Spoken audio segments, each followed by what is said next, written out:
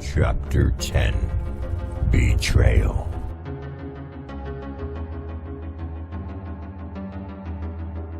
Her intentional gaze into the open sky, Isabella birthed a violent storm in the far-away vault of heaven. All of her power, all of her magic was derived from her eyes. She forced this storm as a sign that she is in control. She almost felt stronger than the mountain that she served. But out of worship, she prayed to the Red Mountain with authority for what seemed like hours. Naked as usual, her body began to illuminate. Coming out of her state of prayer, she observed that she had been ambushed by the Leviathan's. Thousands of them, young, old. They had hatred in their eyes. They would grumble and murmur as they pointed fingers and scolded the helpless witch. Immediately, Nicodemus emerged from behind her and tied a dirty cloth around her eyes, knowing that this was the source of her power. Screaming, her body convulsed into rapid spasms. Her naked golden flesh transformed into a green, rugged physique. Her long blonde hair became coarse and turned the color of charcoal. A few of the larger Leviathans restrained her arms and legs as Nicodemus came face to face with the Black Witch. "We know what you've done, and we know that you are hiding him. Tell us, where is Sebastian?" "Fuck you. Do you know who I am? Release me, or I will burn you all." Though Isabella knew she was powerless without her sight, Nicodemus grabbed a handful of her hair with one hand, and the other hand held a large knife, which carved out her eyes through the cloth blindfold. One eye at a time, he removed the threat and placed the eyes of fire into a glass jar that he kept hidden under his coat. "Empty words from a child. There is no time for your immaturity. You are the witch, the presence we've heard so much about. You are not important here. None of us are. You already know. There is only one who is important.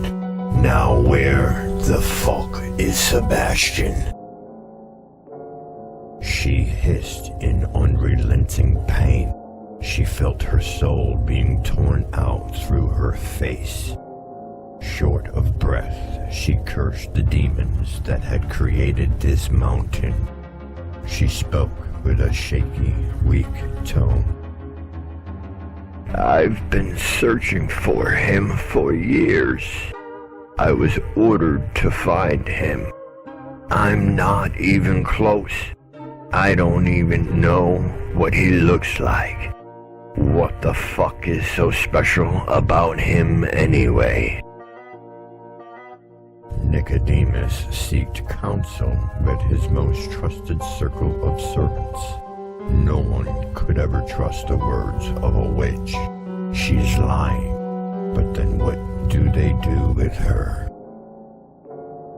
Not falling for her deception, the clan cast her in a small cage meant for dogs, and they dragged her back to their compound, which was miles away. But the storm was well on its way, with brutal force infested with evil. Isabella became enraged of the fact that the mountain was not delivering her from this hell. Her whole life she had not felt much physical pain. The mountain always had protected her. The pain that she did feel was those that mirrored desire and pleasure. But now she was vulnerable and fragile. The blood-soaked blindfold almost sliding off. She was doomed. She was forsaken. Her fate was in the hands of a hungry sect looking for Sebastian. They hooked chains to each side of the battered cage and began to heave and drag it across the punishing mountain floor. The hard ground and the sharp stones would tear the flesh of her toes and knees. Halfway back to their camp, the sky began to weep, pouring down tears of death. Immense, powerful rain racing toward the core of the earth. The atmosphere became sour, and a cloud of depression swarmed the entire community of the Levithians. Grief and sorrow overtook their uncontrollable emotions. Deep down in her agitated soul, Isabella knew that her storm would slow them down, giving her time to plan her escape. There was something unhuman about Nicodemus. This storm seemed to have no effect on him. He knew what the evil woman had done, which angered him. His anger magnified as he watched his people suffer from her magic storm. His aggressive shouting encouraged them to fight the depression. The ground began to tremble with madness. Insects that lived beneath the ground ascended to the surface. Worms, ants, venomous spiders initiated war on the Levithians. The heavy rain was spiked with an acid touch, burning the flesh of all but Isabella and Nicodemus.